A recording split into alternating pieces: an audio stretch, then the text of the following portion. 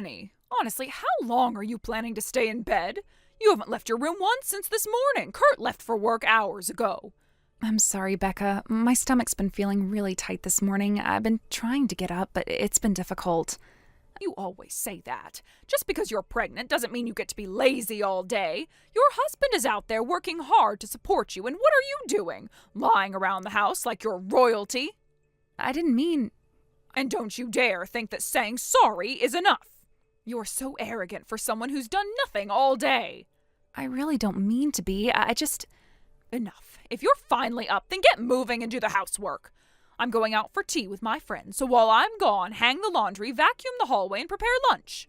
Oh, and the fridge is practically empty, so you'll have to go grocery shopping too. We're out of rice, by the way. Don't forget it. Becca, I can't, especially not with heavy items. My doctor told me I'm at risk for preterm labor. I'm supposed to be on a strict bed rest. I really shouldn't be... Oh, not this again. Listen to me. Once you hit the second trimester, you're supposed to move around more. You can't just lie in bed all day because your belly feels heavy. That's not how you grow a strong baby. But the doctor said... I know better than some doctor. I have been there. I gave birth. I raised children. And I was doing housework right up until I went into labor. So don't give me excuses. Just do as I say and you'll be fine. Becca, You see? This is your problem, always talking back. You say you're sick just to get out of doing anything. What kind of wife does that make you? You're a disgrace to the title of homemaker. You act like pregnancy is some terminal illness. I'm sorry. I'll start right away. And another thing, Amy's coming home today. Amy? She's visiting? She has a wedding to attend, a college friend of hers, so I need you to pick her up from her house. Wait, I'm supposed to go get Amy?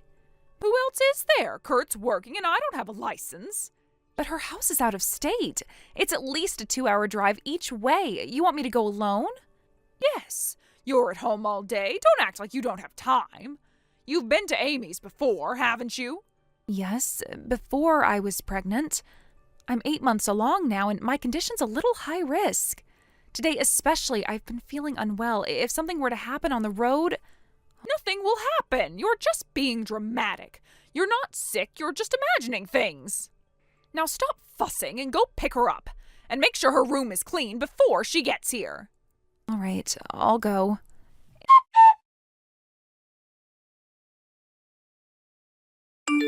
Amy, I'm so sorry to bother you. It's been a while. Oh, Danny! Wow, it's been a while, hasn't it? Since New Year's? How are you doing? You're close to full term now, right? Yes, thankfully the baby's doing okay so far. I'm still just taking things day by day. That's great to hear. Seriously, nothing's more important than you and the baby being safe and healthy. It's your first, right? I'm sure it's nerve-wracking sometimes, but if anything comes up, anything at all, please don't hesitate. I'm here. Whatever you need, I'll help however I can. Thank you. That really means a lot. So, what's going on today? You don't sound like you're just calling to catch up. It's about your pickup. I'm really sorry to say this, but I started feeling a bit unwell on the way, and I might be late. Wait, pick up? What do you mean, pick up? Well, I was told you'd be coming into town today for your friend's wedding tomorrow, and that you'd be staying over at the house tonight, so I was supposed to come and get you from your place and bring you back. What? No. What are you talking about? I never asked for a pickup. I figured Kurt would be at work, so I was just going to take the train. Honestly, I was planning to stop by the house real quick to say hi, but I was going to stay with a friend so Becca wouldn't feel pressured by having me there. Oh, I see. That's not what I was told at all. I was told to go to your house and pick you up and that you'd be staying with us for the weekend. Wait, don't tell me. You're already on your way here? By car? Yes. I didn't want to be honest. Kurt told you, right? About the preterm labor risk? The doctor's orders for complete bed rest? I knew I shouldn't go, but I didn't have a choice. I didn't want to put the baby at risk, but Becca insisted. What? That's absolutely insane. You're telling me you're driving all the way here while high risk and alone because of me? That's not okay. Danny, your health and the baby come first, always. You can't put yourself in danger like that just to please someone else. I'm sorry. I really didn't want to. I even said I didn't feel up to it today. But she told me being pregnant wasn't an excuse, and it's not a sickness. She said I was being lazy. Wait, who said that? Your mom. My mom? Seriously? Yes. She said I was just lounging around all day and needed to get moving. She told me to clean the house, do the laundry, prep lunch, go grocery shopping, and pick you up. And to make sure your room was spotless before you arrived. Unbelievable. Absolutely not. She's making you do all that while your doctor said to be on strict rest? That's straight up abuse. I tried to explain. I told her what the doctor said. I tried to say I couldn't lift heavy things or be out for too long. But she said if I wasn't doing housework, I was a failure as a wife. She said she did chores right up until she gave birth, so there's no excuse for me not to. That I was just making excuses to avoid responsibility. What? No, just no! That's not okay, Danny. That's not just a misunderstanding. That's manipulative and dangerous. You really think so? Yes, 100%. I don't know what kind of mental grip she has on you, but please stop thinking you're the one in the wrong. You're doing everything you're supposed to do to protect yourself and that baby. She's the one crossing every line imaginable. I guess I just got so used to hearing it every day. I started to think maybe I was being selfish. You're not. You're protecting your child. You're being responsible. She's the one being reckless and cruel, not you. Okay. Listen to me. Turn around, find somewhere safe to stop and rest, or if you're still home, stay put. Call Kurt, get him to come pick you up if needed. Don't worry about me at all. I'm totally fine. I've got everything sorted, and I'm not staying at the house anyway. All right. And Danny, let me handle her. I'm going to have a serious talk with my mother. I don't care how she takes it. Enough is enough. She doesn't get to treat you like this. Not anymore. Thank you. You're not alone in this, okay? You've got me. And I've got your back from now on. I promise.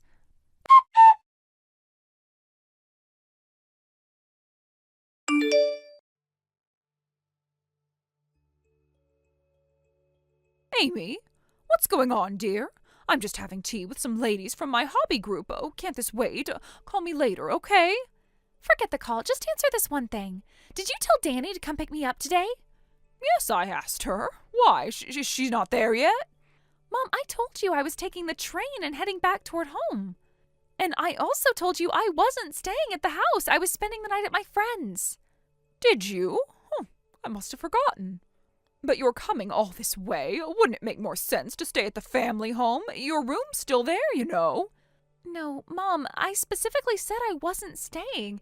And even more importantly, I told you I didn't want Danny doing anything stressful, especially not picking me up. What are you even thinking, making her clean the house and drive all the way out to get me? Oh, come on, Amy. That girl just lounges around all day if you don't give her something to do. Yes, she's pregnant, and yes, that comes with some challenges, but staying completely still all day is no good either. A bit of movement, housework, driving, it's good for her. Keeps her body active. I'm doing her a favor. Are you seriously saying that with a straight face? You do remember she was nearly diagnosed with a high-risk pregnancy, right? The doctor said she needs complete bed rest, not light rest, complete. If something happens to her or the baby because you forced her to run errands, how are you going to live with that? You're blowing this way out of proportion. You are always so dramatic. I raised 2 kids, remember? I know more about pregnancy than anyone. I've done this. Doctors these days are so cautious. They make everything sound like a crisis, but pregnancy isn't an illness. You're all just spoiling her too much. Are you out of your mind? You're not just wrong, you're dangerous. You've made me furious today, Mom. Excuse me? Effective immediately, you're not allowed to go back home. Tonight, you're staying in a hotel with me. Once I'm done with my errands, I'll take you home, if I decide you deserve to go back. Amy, what are you talking about? You're not making any sense. I am dead serious. You're a threat to Danny's safety. Until the baby is safely born, you're not getting anywhere near her. And even after that, you don't get to visit unless Danny and Kurt explicitly say it's okay. What? You can't do that. Why would you even want to? Because you've completely lost sight of what's important. You're bossing around a pregnant woman under strict medical orders for bed rest, as if you know better than her doctor. How is she supposed to feel safe or cared for with someone like you nearby? Do you even know what absolute bed rest means? It means no strain, no long drives, no cleaning marathons. And even without that, sitting in a car for over an hour while pregnant is already risky enough. What happens if something goes wrong just because you had to be in control? Oh, that's not fair. Of course I don't want anything bad to happen to her or the baby. I'm doing all this for her, can't you see? A bit of activity makes for a stronger delivery. She's always lying down, being lazy, and someone has to keep her accountable. Stop twisting things. She's not being lazy. She's following strict medical advice. You keep saying you want a healthy baby, but everything you're doing is putting that child at risk. But when I had you and your brother... Oh, here we go again. You think popping out 2 kids in the 80s makes you more credible than someone who's treated hundreds of pregnancies? Really? Use your head, Mom. This isn't about you.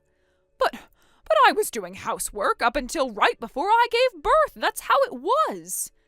Oh, come on. Don't act like you were some super mom.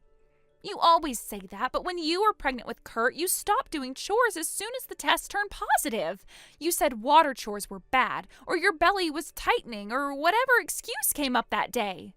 You called in Aunt May and the neighbor to do everything while you just lay there giving orders. Dad even had to give them thank you money. I saw it happen. What? You remember that?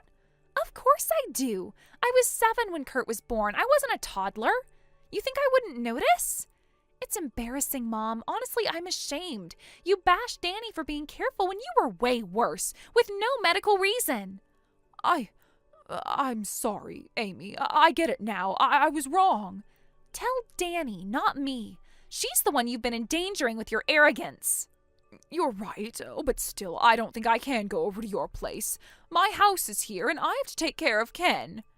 Not another word. Pack your things now. You're coming with me, and we're going to have a long, long talk. That attitude of yours, I am breaking it down and rebuilding it from scratch. So you better brace yourself. I'm sorry. I really am.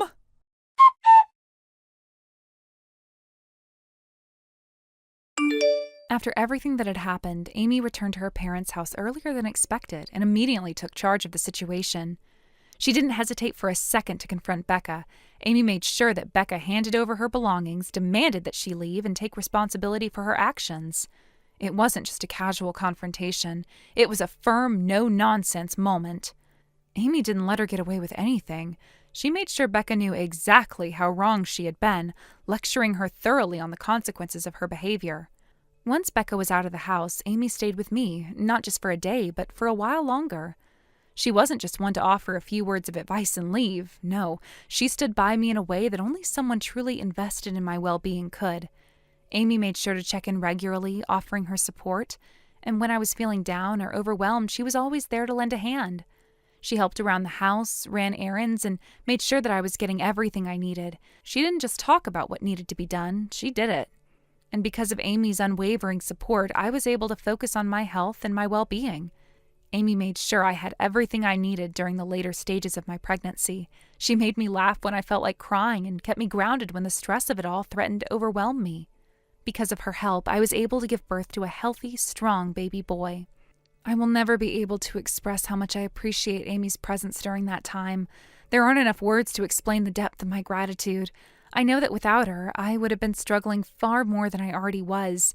She saved me not just physically, but emotionally. Her strength, her ability to care for me when I was at my lowest, these are things that I'll never forget. Amy was there when I needed her the most, and I can't thank her enough for everything she did. During that time, I began to realize something important about myself.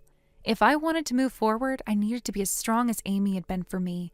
I had to stop being controlled by the past, and I needed to make choices that would allow me to move forward with my life. And so I made a decision that would change everything. I decided to leave the house I had been living in. The place had become tainted by the chaos caused by Becca.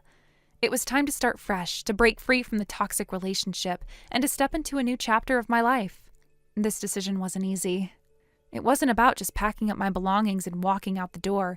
It was about creating a new life, one where I could raise my son in an environment that was free from the influence of negativity and manipulation. I realized that to protect him and to ensure he grew up with healthy relationships, I needed to sever all ties with Becca. That meant no more contact, no more trying to fix things or hope that things would somehow go back to normal. It meant setting boundaries that I would stick to, no matter how difficult it might be. And so, with Amy's support and my own determination, I made the decision to sever ties with Becca completely.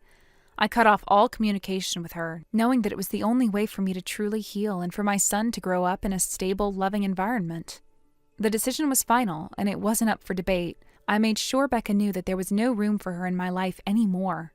When Becca found out, she didn't take it well. I heard that she cried and screamed, trying to guilt-trip me into changing my mind, but I couldn't let that affect me. For years, I had been manipulated, guilted, and controlled by her, and I was done. I refused to be her pawn anymore. Her emotional outbursts were no longer going to have the power they once did. I had learned my lesson the hard way, and now I was ready to stand on my own 2 feet, free from her hold. I didn't feel sorry for her, and I didn't look back. It was time for me to focus on my own family, my son, and the future we would build together. The love and support Amy had shown me made me realize that I didn't need anyone who didn't truly care about me and my well-being. I didn't need someone like Becca, who only brought chaos into my life, and I didn't need to keep sacrificing my own happiness just to keep the peace. From that point on, my son and I started a new life, one that was free from the drama and manipulation of the past. We made our own rules and we lived for each other. I was determined to raise him in an environment where love and respect were the foundation of everything we did. I wasn't going to let the mistakes of the past define us. We would thrive and we would be stronger because of everything we had been through. Thank you for watching. Please subscribe and hit the like button. See you next time.